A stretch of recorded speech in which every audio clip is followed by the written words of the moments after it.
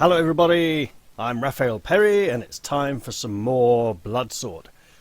Now, I'm not sure that Bloodsword will necessarily get a lot of viewers, so what I might do is run it as an almost daily side series, but won't necessarily be featured in the brand new videos on the channel box. At which point I would then be releasing 2 videos a day on days I'd put up Bloodsword? Possibly. I'll see how that goes. Right? It's just an idea for now. Oh. Okay. So I'm going to reiterate section 1. As the previous video was pretty much just reading out the rules. All 16 odd pages of them. And then I'm going to make my decision. I believe I'm leaning towards the Sage, simply because it intrigues me.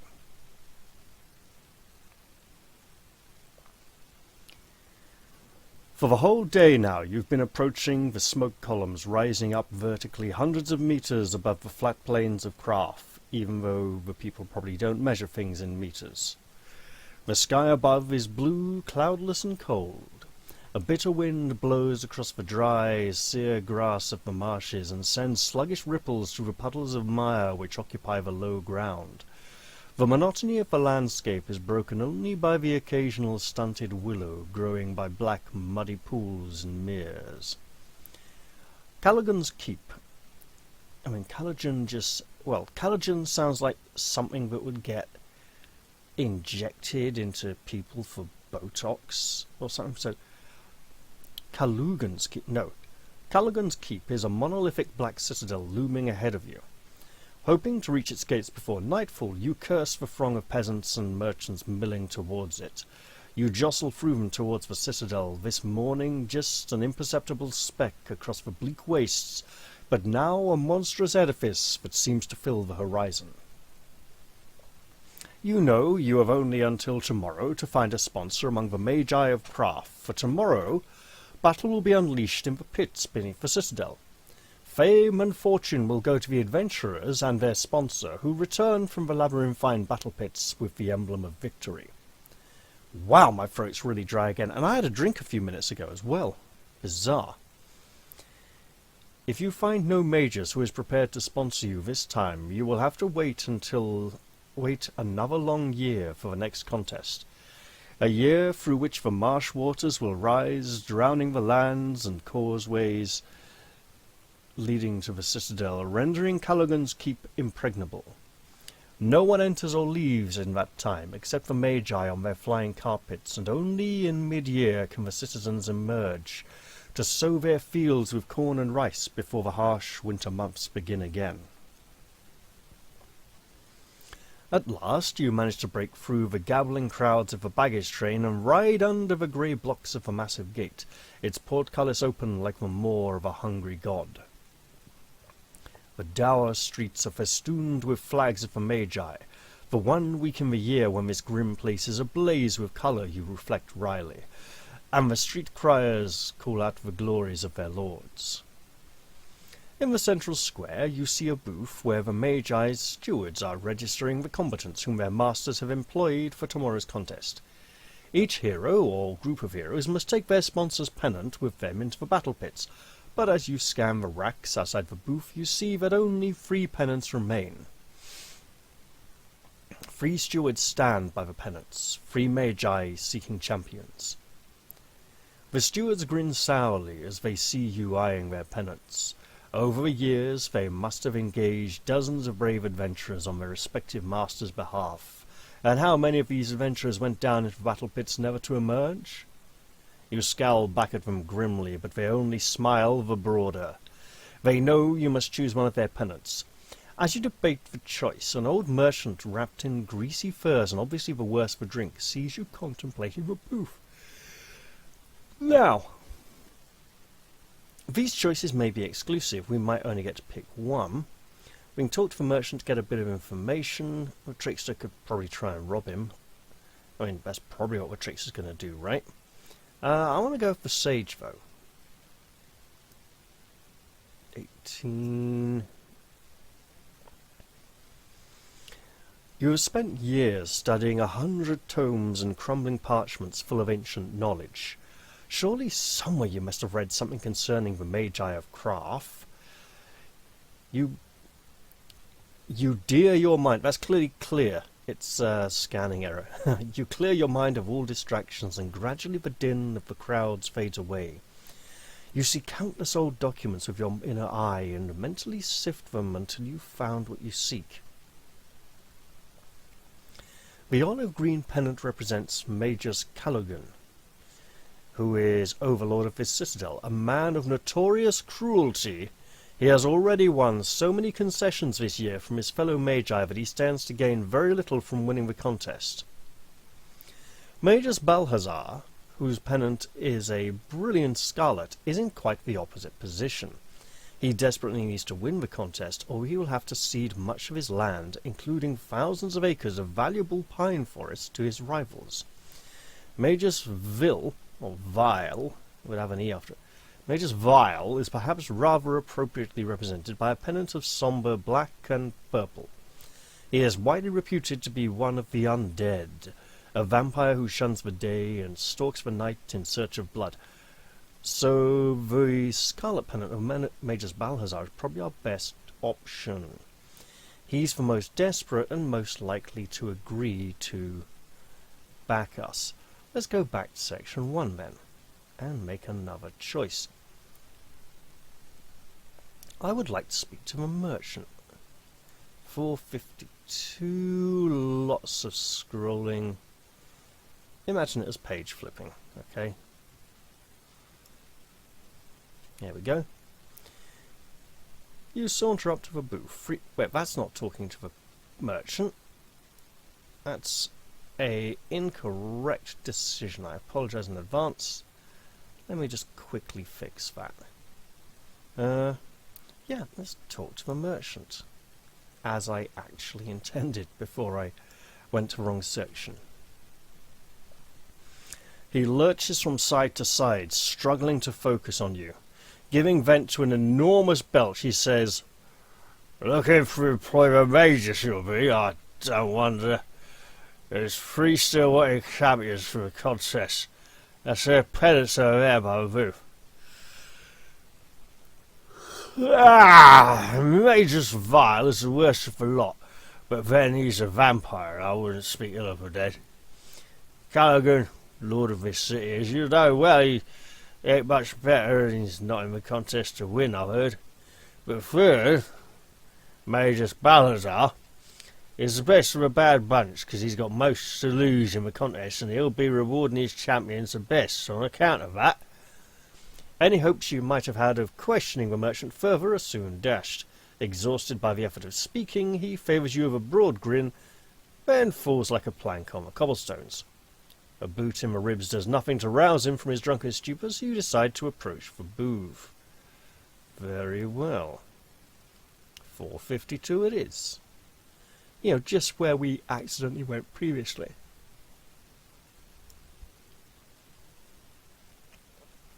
You saunter up to the booth. The 3 pennants flutter forlornly in the evening breeze. You return the cold stares of the Magi's stewards with a scowl. Well, the sage can confirm the merchant's drunken ramblings. Talk to the stewards, though. They shrug and exchange amused glances.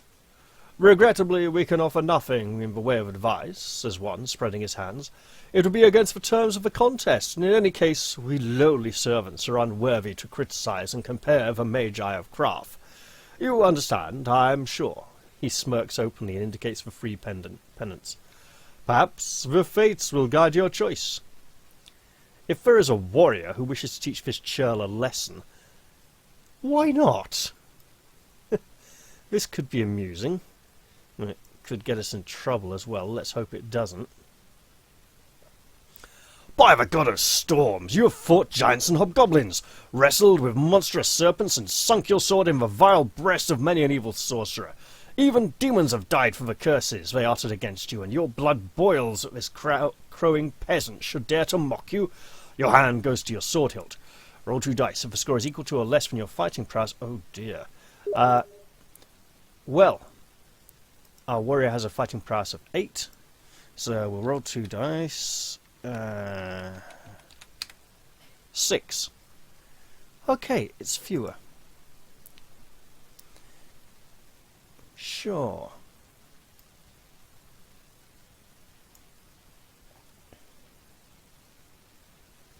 Your sword slices through the air, making 3 deft cuts almost faster than the eye can see, then slides back into its scabbard with a metallic whisper.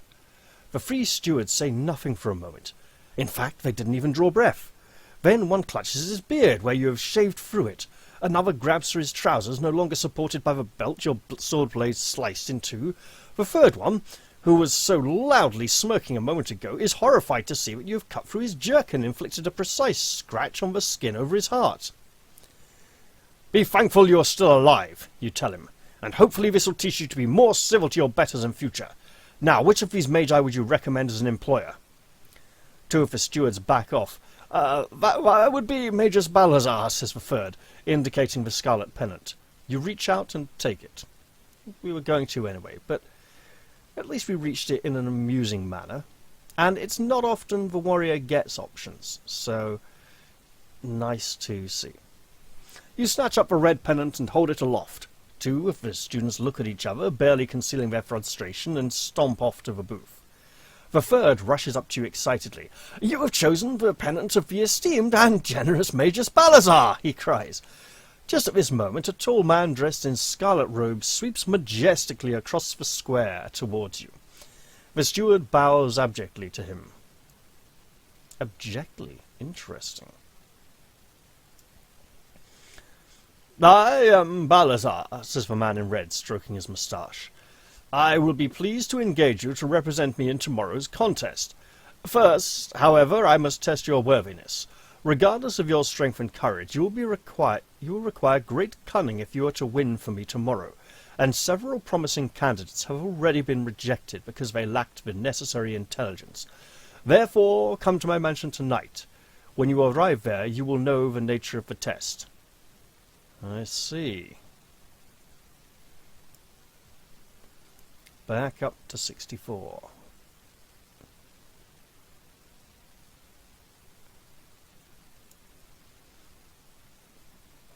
Nearly there. I should maybe bookmark this PDF at some point. It doesn't have any at the moment, does it? No. I could bookmark the pages. So this would be 60 to 64, for example. You arrive at Balazar's mansion as the temple gongs of the citadel sound out the hour of midnight. A long avenue flanked by cedar trees and decorated with gaily covered lanterns and embroidered banners on poles stretches to the white marble portico of the main entrance. Guards patrol up and down the avenue, but they seem to ignore most of the guests. However, they stare long and hard at you and are just about to step up and challenge you when Balazar's usher rushes from the doorway of the house to greet you. He gestures you towards the doorway, behind which you can see a party in full swing. All the revellers wear masks, concealing their identities. They are entertained by jugglers and musicians. The usher offers you a tray of drinks and sweetmeats laid out on it. My master will speak to you of employment, he says. That is, he gestures to the dozens of wrestlers, if you have the ability to find him. You stare in bewilderment at the masked party. How are you to locate your prospective employer among them? Well, we have a trickster who could bribe the usher. We have a sage who could use extrasensory perception, which allows us to see through to read minds, yeah. There's an enchanter who thinks it's worth summoning a fountain. Well, that could be amusing. Yeah, the last option is probably the worst. Using the sage a second time seems a bit... we could have probably used the enchanter to find out the information about the Magi at the beginning. Relying on the sage too heavily may be... I mean, it looks like the best option, but... Speaking of which, we have renamed our sage. He is Brother Janus. And our trickster has become Remy. It may be short for something. No one knows what it's short for. Apparently he corbinated a chicken once. Nobody knows what corbining is, so that's probably, well, something we don't want to know too much about. Okay. Let's go with the enchanter. She can show off her power. This may end badly as a whimsical creature.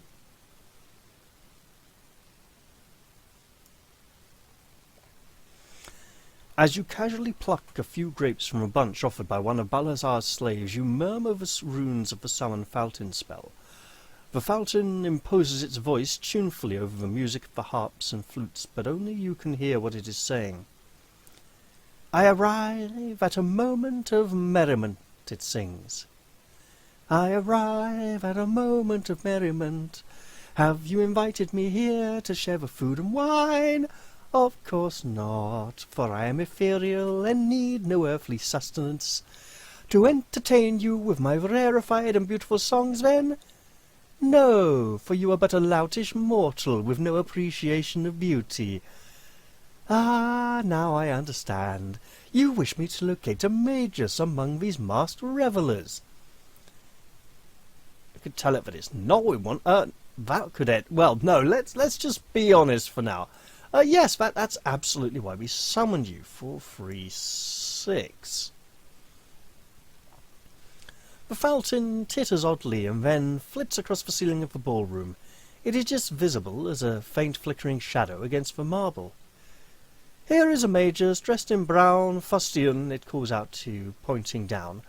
I have enjoyed the sweet music of Balazar's orchestra, so I will waive the usual fee. Farewell! The fountain departs. If you wish to approach the man in brown fustian and declare that he is Balazar, another way,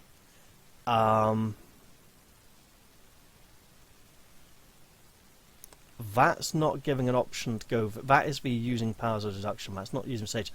We'd better take it at its word and hope it isn't tricking us.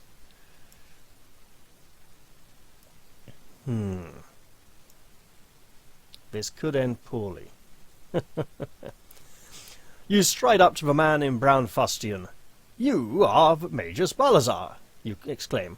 Your disguise is transparent, honourable sir. The man removes his mask. It is not Balazar. Oh, shit. Your wits, however, must be opaque, he laughs. I am Magus Tor. And it is I who am your host, says a familiar voice behind you.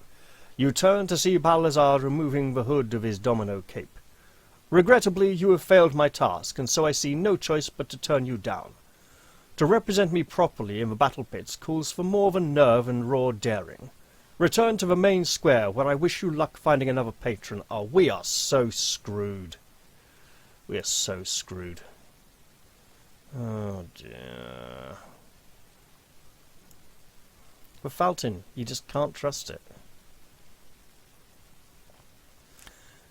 Dejected, you return to the square. A black and purple pennant is gone. You are relieved to see that one pennant remains, however, the olive-green banner of Magus Callaghan, who rules this city. The steward is huddled beside a brazier, trying to draw what warmth he can from the glimmering coals. As you stride over, he looks up. The hour is late and I am cold, he says. Take this banner and let me go home. You're just about to do so when another hand, velvet glove and bearing some white gold rings, reaches out to snatch it up. I shall be Callaghan's champion, states the newcomer. He appears to be an enchanter. He turns to smile at you, a very cold and sinister smile. I am Dominus Quell, and you are dust if you try to oppose me. Oh, we will definitely try and oppose him. We don't appear to have a lot of choice. 473. Well, I've practically failed this playthrough already, haven't I? I've messed up really badly. As you square off for battle, the steward dives into the booth for safety. You are grouped as shown.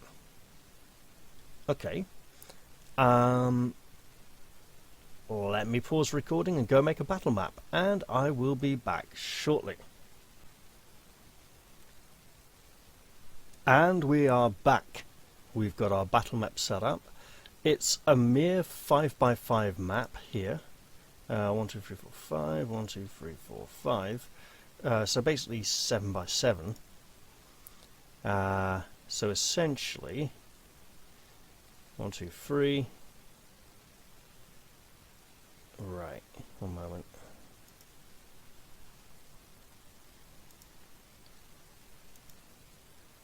Oh wait, that's new. I don't need that. I need what? Oh yeah. Okay. 1, 2, 3, 4, 5, 6, 7. 1, 2, 3, 4, 5, 6, 7. So that is our map. Map. Restore fog of war. Yeah. Oh god, I've just got a fog of war. Yep. And control plus shift plus I. No, control plus I. There we go. Right, so we have our playing area.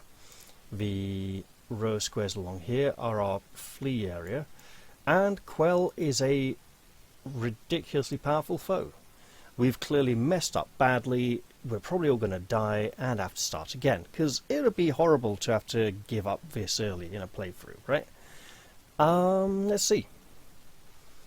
He has a psychic ability of 8, currently down to 7. He has the Mists of Death spell prepared. Oh, that reminds me. I should go to Bloodsword folder, open up this old file from the end of that book years ago, and copy the spells into this note file.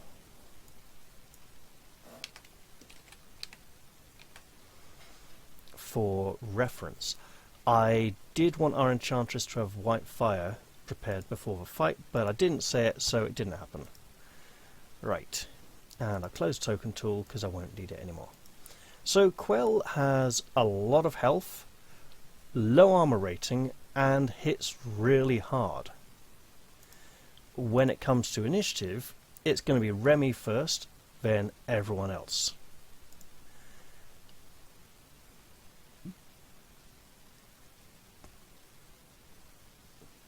Remy's going to move to an exit. He's going to go over there, because he can disengage freely without too much risk. He's also using his special ability, I haven't put it in notes, quick thinking, whatever it's called, to get a second action this round. He's blatantly going to be shooting into combat. Now, all the remaining foes act simultaneously. Well, other combatants act simultaneously. Marius will defend. Do we have a defense marker? Status.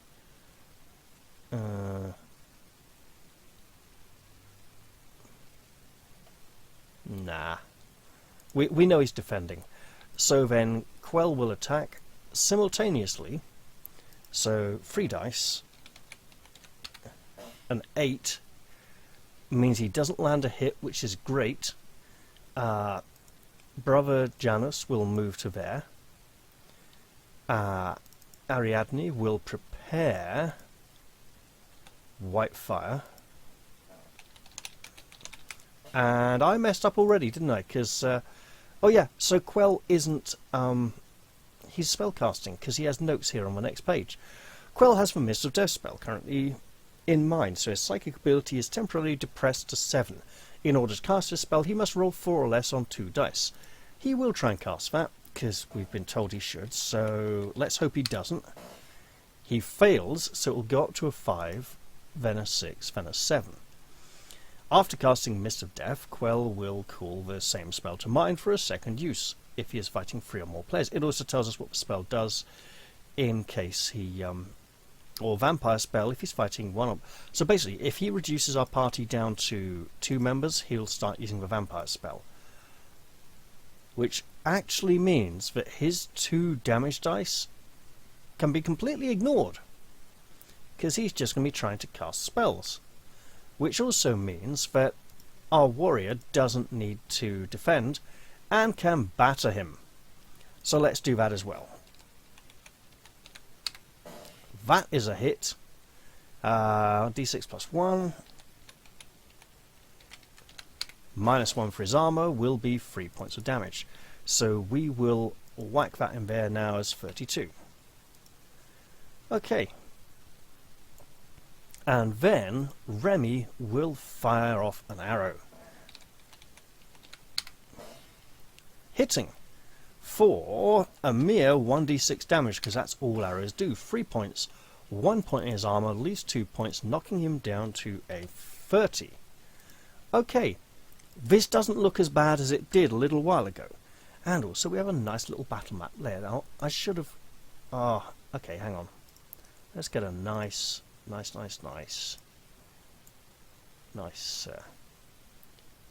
sort of video thumbnail screenshot there. And then I have to remember which windows I'd open at the bottom so I can get them back up again. Chat. Wasn't campaign. Is it global? No. No. Okay. Impersonate.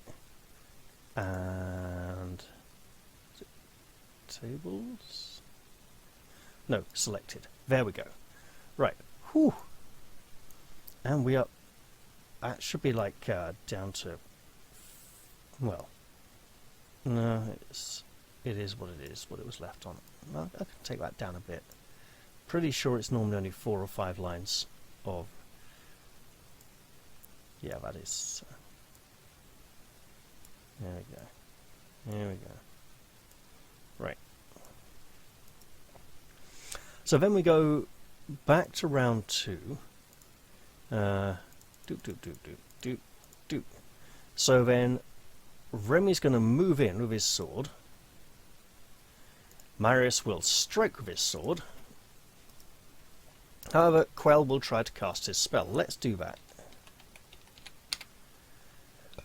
He's on a 5 now, so he's failed. So now Marius will attempt to strike with his sword. Doing so, this may get a bit grindy, so 4 more points of damage knocks him down to a 26. Brother Janus, the sage, will also try wallop him with his staff. That is a success for 1d6 damage. 1 point on the armor means he goes down to a 25. And then Ariadne will attempt to cast White Fire, which is a spell level 1. Yep. She's down to 7 psychic ability on account of having prepared the spell, so she needs a 6 on 2 dice to successfully cast a spell. She has failed. She'll go up to theoretically a 7 next round, but I don't think it'll go any higher than that because it's a psychic test. Right. Everyone's gone this round. So I should mark initiative again. Remy will strike with his sword. Failing completely. Marius will also do the same, hopefully, but without the failure. Nice! That is 7 points, 1 point in the armor, 6 knocks him down to 19. However, his combat is simultaneous. He's going to try to cast his spell. He needed a 6 this round, so fortunately he's failed. The Mists of Death would decimate our low-level party. Brother Janus will therefore attempt to thwack him one upside the head, as it were, and does so with gusto. For 4 points of damage, 1 point of the armor, leaves 3 points, taking him down to a 16. This is becoming much more manageable, and then Ariadne will attempt once more to cast her spell. That is a success. White Fire is 2d6 plus 2. Oh, this is going to be some real damage here. 9 points, 1 point of the armor is 8 points, taking him down to 8 health. This clears out white fire and restores her psychic ability back up to an 8. Please let me know if I'm going too quickly here. Okay. I should probably slow this down as this is our first combat encounter. But do let me know. Alright. On to a new round. Remy will once again attempt to inflict combat violence upon our enemy. With sharp sword in hand, he strikes, swifter than any others, and fails once again, most spectacularly. Now everyone is simultaneous. I should go to Quell because he is trying to cast his spell, and he's now up to, I believe, a 7. 4 on round 1, 5 on round 2, 6 on round 3, 7 this round. He can't go any easier than a 7. No, not 2d7. Not 2d2, 2d6. Oh! He casts the spell! Oh, we are screwed. Psychic ability or 2 dice or 1. No armor. This could literally kill. Okay.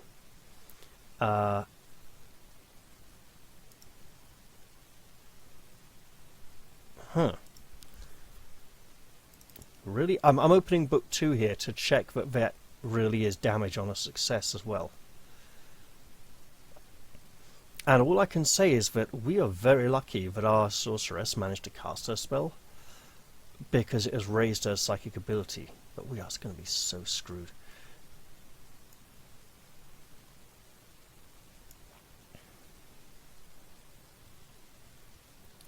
Where are we? Mist of Death. Right. All enemies in vicinity lose. This does not say they take 1 die even if they fail to, if they succeed. Only this, right? So this is either an aberration. I want to keep it consistent, okay? So, Marius must roll. He is very fortunate. Brother Janus must roll. 9, his psychic ability is 7. He must suffer 2d6 damage.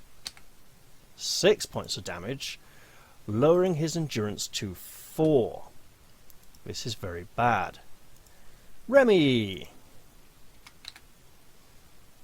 manages to resist, and Ariadne manages to resist. Brother Janus has inhaled the mists of death and is gagging. Quell has now cast his spell, and his psychic ability is returned back to 8.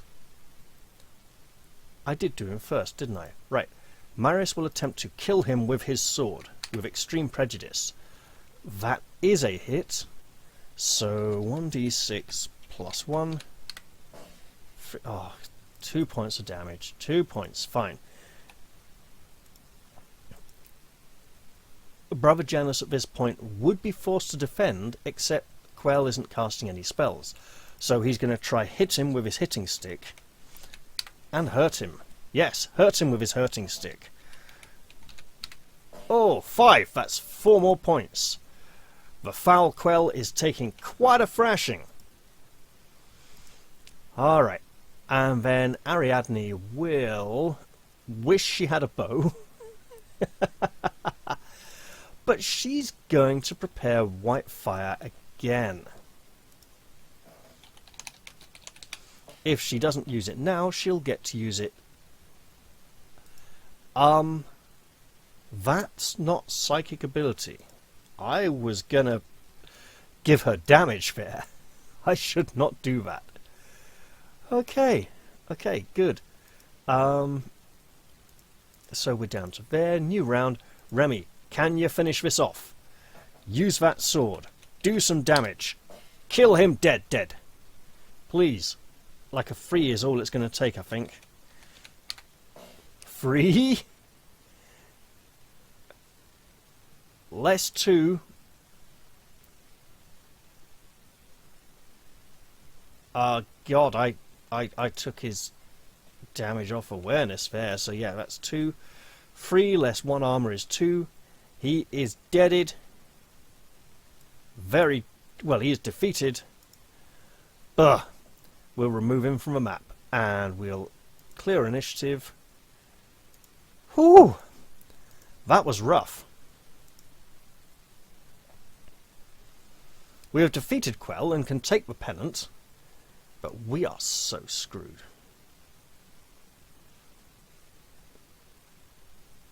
Just wait for the obvious big gamble coming next. You lift the olive green pennant.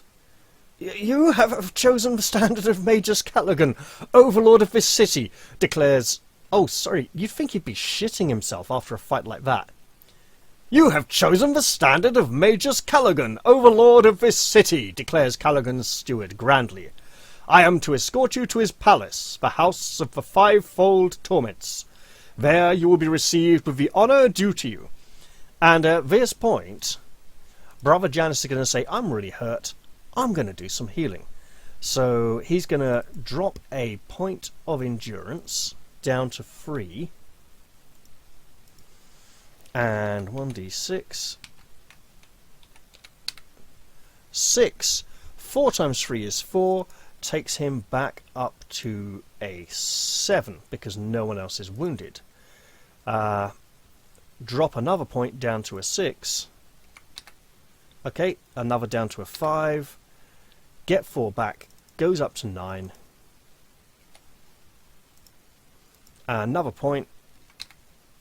Gets 4 back. Goes up to 10. Wow, he is so lucky. And I can clear that line now because it's irrelevant. Whew.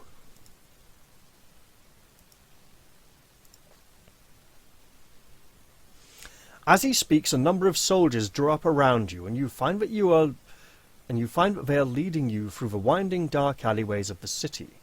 The jostling crowds miraculously melt away when they see the olive-green livery of the soldiers, and you soon find yourself walking through the main gate of Callaghan's palace, a massive, fire-blackened mansion house with heavily barred windows and a high, ordure-stained tower. Wait a minute, I am recording. Good. Whew, that's a relief.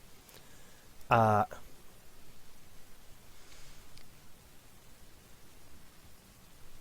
high, ordure-stained tower rising in one of its corners. The great gate of the mansion is swung shut behind you, and you find yourself in a courtyard crowded with a group of raggedly dressed people waiting in line, clutching the petitions they hope to present to Callaghan. You are ushered through this mob into a dark hall whose ceiling is lost in the sooty gloom. You are led to the far end of it, where you can dimly make out a seated figure on a throne. You instinctively recognize him as Callaghan, because that's pretty obvious.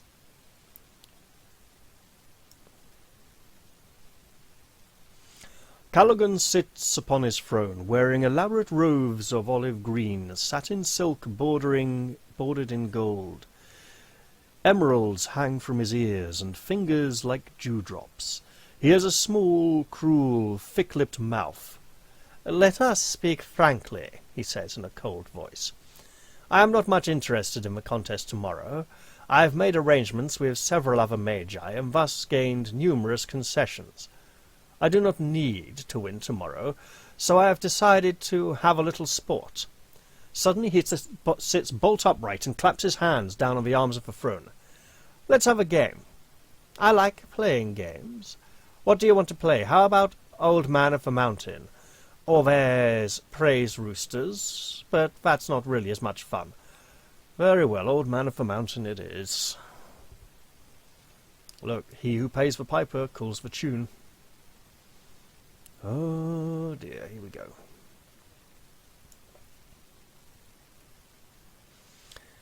"Yes," says Callaghan, nodding. "That's a good game. First of all, we must decide how much we're going to stake. You first. Decide the total amount of money you are going to use to play the game. In a multiplayer group, only one person to... Yeah.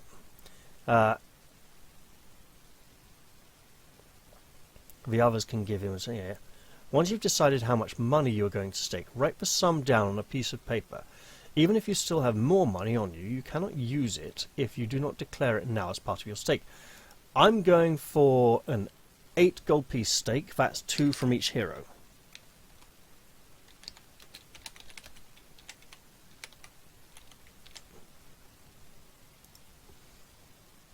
This could end badly, because he has lots of money. He can afford to stake high. Callaghan gestures to a servant who hands him a money pouch. He looks at the amount you will be wagering, then dips his fat fingers into the pouch and produces the same amount plus 1 additional gold piece. So, K9. If, for instance, you are wagering 12 gold pieces, then Callaghan is wagering 13. A little house advantage. A little house advantage, he says, tittering to himself. Now, here's how we play. One of us calls out a number. Say it's you to go first. You call out a number from 2 to 12. I shake 2 dice. If the number I roll is less than the number you called, you have to pay me the amount called.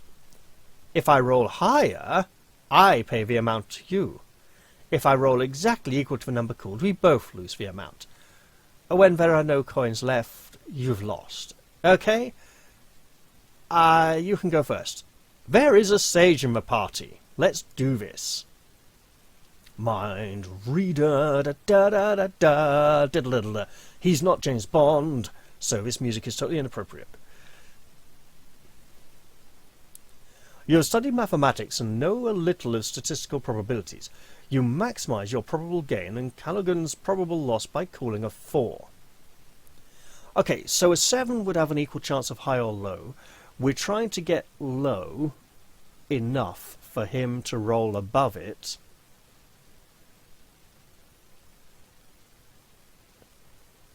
Was that right? Yeah, we'll go for 4 then. 499. All the way near the back. So, we're going for 4. Callaghan throws 2 dice. Roll to see what he gets. Fine. Map tools dice hate me. Ah! Okay. If he rolls high, he pays us. If he rolls the same, we both lose. Oh shit.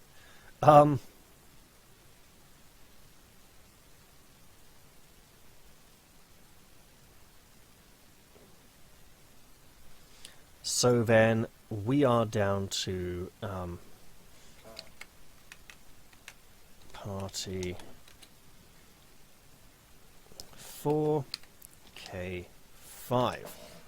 Okay, we both have coins left to wager, so 437.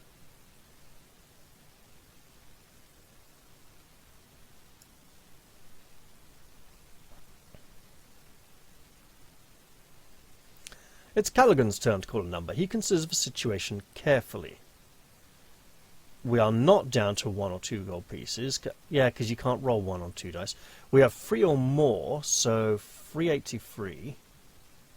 So he knows his numbers as well.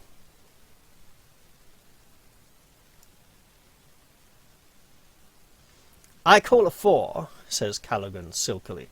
Roll 2 dice. Oh, great. Yeah, just, we're not going to do this, are we? Right. Yeah, we rolled... Here, we've lost. We've lost. Okay. If you score 5 or more, you must pay Callaghan 4 gold pieces. And we are out of coins. 459. Oh well, hopefully he'll still be pleased to have got our money.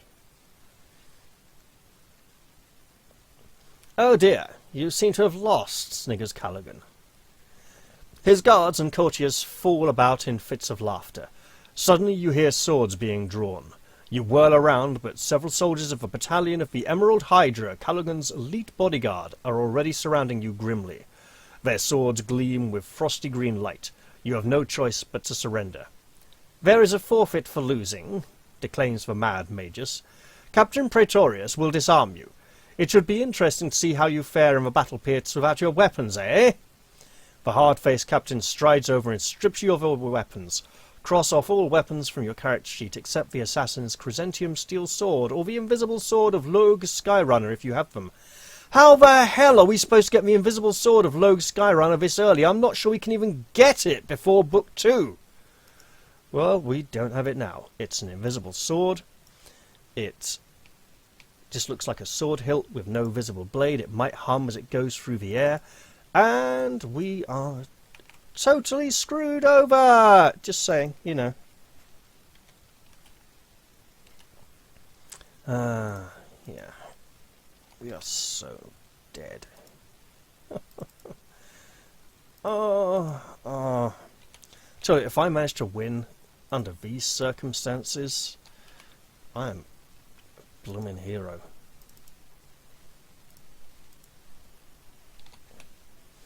Okay, so what we want to do in this instance...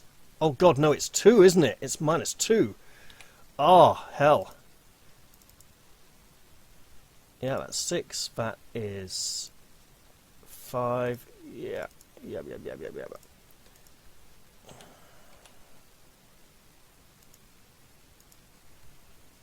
I'm marking the -2s separately so that I remember to remove them later on.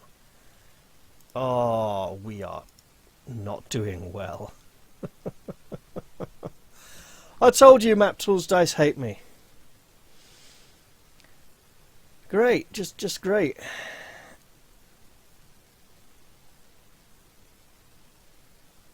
Also, we all know what I need to do.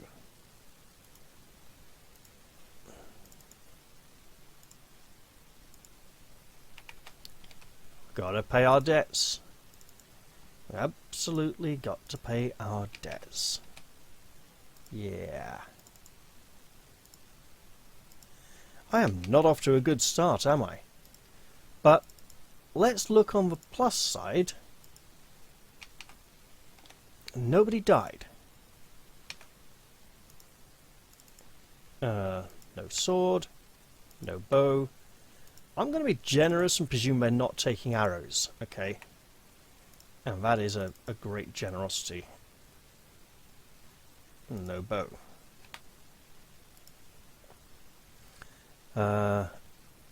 Armor, arrows and money are all we should have at this point. Oof. Callaghan's soldiers clear the chamber of courtiers. What I have to say now is for your ears alone, the mage just tells you. His jester lurks at the back of the throne, apparently unnoticed by the guards.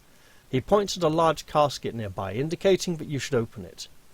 Inside you find 1 opal medallion for each player in your party. Each player should record this item on his or her character sheet. There is also a vellum scroll fixed with Callaghan's seal in green wax. You may open the scroll and read it at any time after entering the battle pits.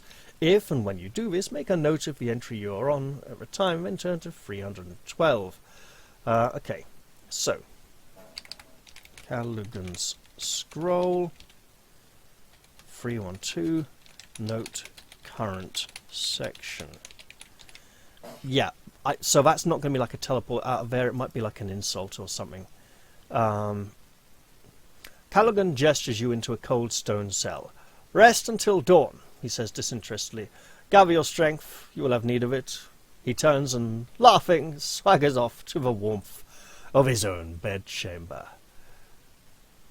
Onyx? Opal medallion. Right.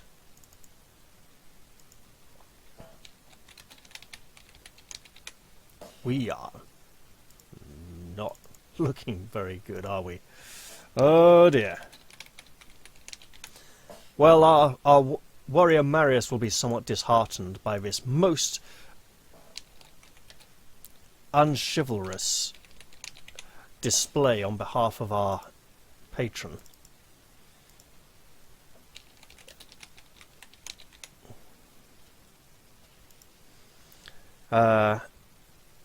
Remy will jokingly suggest that he'll try steal us some weapons at the earliest opportunity. Brother Janus will recite scripture and attempt to raise our spirits, and Ariadne will muse on the fact that at least she has powerful blasting spells and psychic sorcery to keep our heroes alive. It is entirely possible that we'll have these three up front defending while she rains down power and destruction on the enemy from the back. Yeah, I should have turned off the grid, shouldn't I? Because it conflicts slightly with this grid. It was really hard getting the grid to fit, so yeah. Oof, is this a good point to leave it? I don't know. Let's see. Oh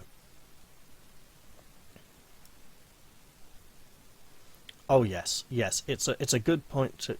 No. Callaghan comes to fetch you. It's still an hour or so before dawn. Let's make an early start to avoid the crowd, he says. You're escorted downstairs by his guards. Callaghan's retinue, a yawning haggle of foppish courtiers and rouged harlots, assembles in the frosty courtyard of the palace.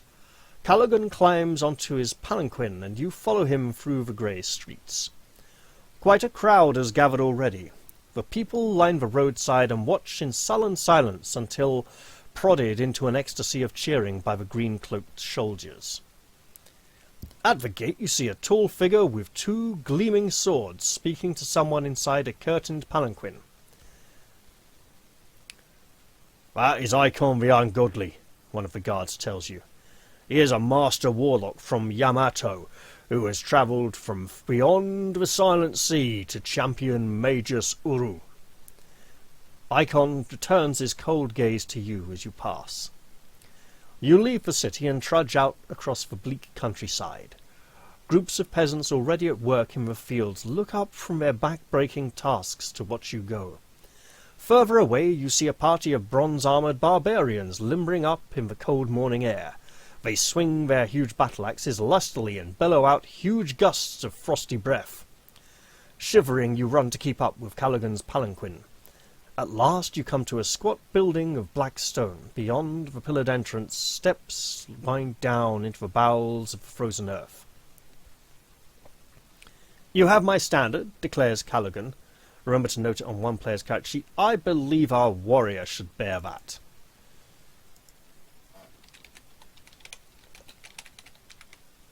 Callaghan's standard. There we go.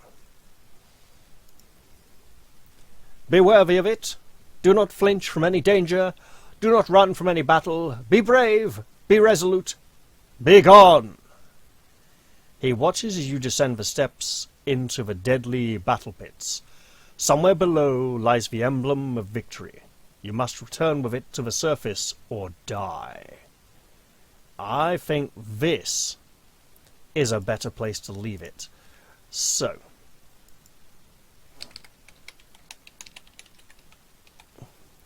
I'm going to give Callaghan's scroll to our